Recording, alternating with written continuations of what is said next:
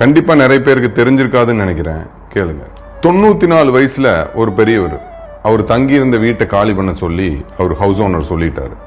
அவருக்கு பெருசா ஜாமானெல்லாம் ஒன்றும் கிடையாது, ஒரு பெட்டு கொஞ்சம் பாத்திரங்கள் எல்லாம் தான் இருந்திருக்கு.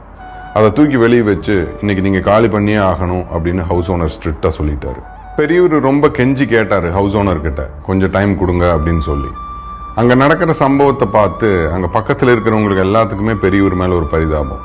ஹவுஸ் ஓனர் கிட்ட அவங்களும் பேசி பார்த்தாங்க, கொஞ்சம் டைம் கொடுங்க, ரொம்ப பெரியவரா இருக்காரு அப்படின்னு சொல்லி கேட்டு பார்த்தாங்க. ஹவுஸ் ஓனர் சரின்னு சொல்லி அவர் கொஞ்சம் மனசு இறங்கி சரின்னு கொஞ்சம் டைம் கொடுக்கறதுக்கு ஒத்துக்கிட்டாரு. பெரியவரும் அவரோட ஜாமான் எல்லாத்தையும் தூக்கி வீட்டுக்குள்ள போயிட்டாரு. இந்த மாதிரி வீட்டில் இருக்கிற ஜாமான் எல்லாம் தூக்கி வெளியே போட்டு காலி பண்ணணும் அப்படின்னு சொல்லும் போது ஒரு பரபரப்பு கிரியேட் ஆகும். அந்த மாதிரி தான் அங்கேயும் பரபரப்பு கிரியேட் ஆச்சு. நிறைய பேர் நின்று பார்த்துட்டு இருந்தாங்க.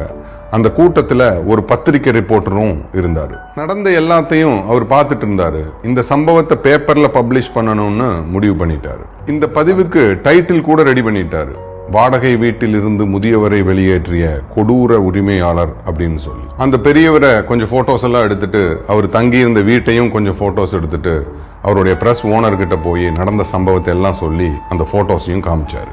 பிரஸ் ஓனர் எல்லா சம்பவத்தையும் கேட்டுட்டு கடைசியில போட்டோஸ் வாங்கி பார்த்தாரு. ஓனரே மிரண்டு போயிட்டாரு, ஷாக் ஆயிட்டாரு. இந்த பெரியவர் யாருன்னு உங்களுக்கு தெரியாதா அப்படின்னு ரிப்போர்ட்டர் கிட்ட கேட்டதுக்கு ரிப்போர்ட்டர் எனக்கு தெரியாதுங்க அப்படின்னு சொன்னாரு.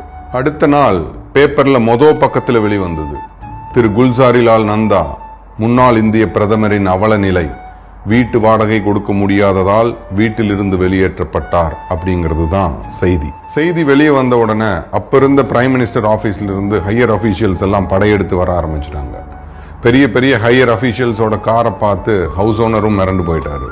அப்பதான் ஹவுஸ் ஓனருக்கே தெரிஞ்சது யார் இந்த பெரியவர் அப்படின்னு சொல்லி.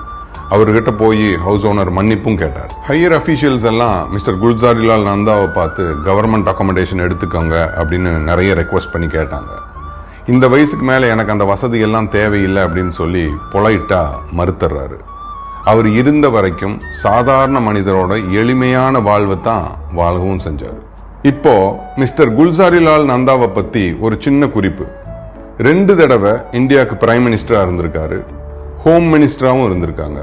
ஹையஸ்ட் சிவிலியன் அவார்டான பாரத ரத்னா, இந்தியாவிலேயே மிக உயரிய விருதான பாரத ரத்னா விருதையும் அவருக்கு கொடுத்திருக்காங்க.